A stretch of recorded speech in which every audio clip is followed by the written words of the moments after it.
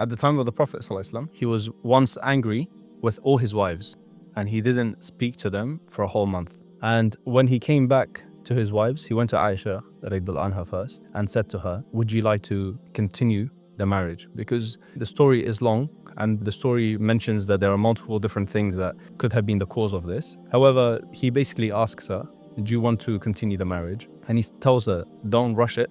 You can go and consult your parents. And the first thing she says to him is, but you said you're going to be away for a month, but it's only been 29 days. And the Prophet ﷺ says that a month can be 29 days or 30 days. You guys know this, right? In Islam, the month can be 29 days or 30 days, depending on the moon sighting and stuff. And that month was 29 days. So the Prophet ﷺ, he didn't get angry or anything. He had a witty response. He said, a month can be 29 days. And it was 29 days. And you see, I made a video about this a while ago, about how the Prophet ﷺ took time away from his wives. And people were mentioning, this is toxic. You should control yourself. You should do this and you should do that.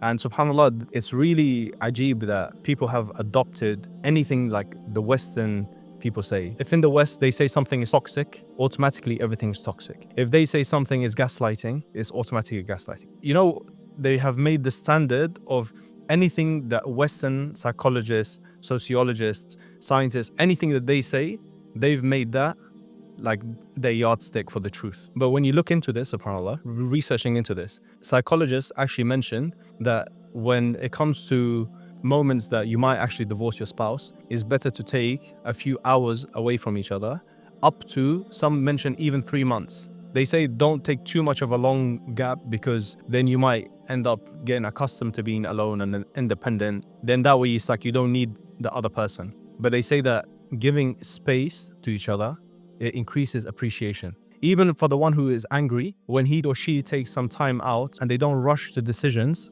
what happens? They'll think about it. You know what?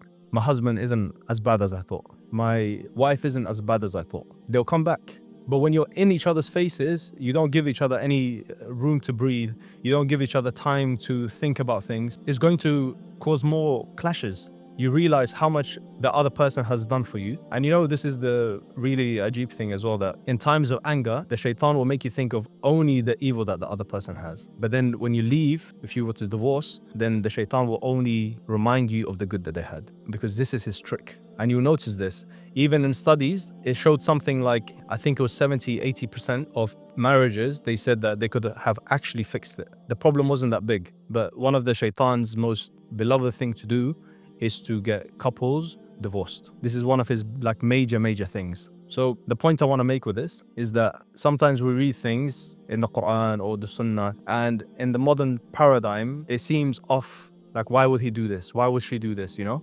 But these people, they're always changing. Their ideologies are changing. Their facts are constantly changing. Never make the modern day your yardstick for how you view or how you filter what is moral and what's immoral. Because these people, when a person has no principles, they don't even have a leg to stand on. And sometimes when you don't give room to each other to breathe, it can even lead to physical abuse. So it's best to give each other time, and then that way you can come back and calmly discuss things. And you also begin to respect each other's boundaries as well and their feelings. About 60% of marriages end up in divorce. And this is included in Muslim communities as well. I'm not saying that a person shouldn't get divorced if there's a need, but most divorces happen because these are some small things that they're not paying attention to, and they're not giving each other room to breathe. They're not working on fixing things. It's like, no, I want it either now or never. Like, it's like that. It's all or nothing kind of mindsets. And it breaks lots of marriages and it harms lots of people involved in it. If a person is looking to get married, it's best to keep these things in mind. And I usually tell people as well that before you get married, know the rulings, like the fiqh rulings behind like talaq.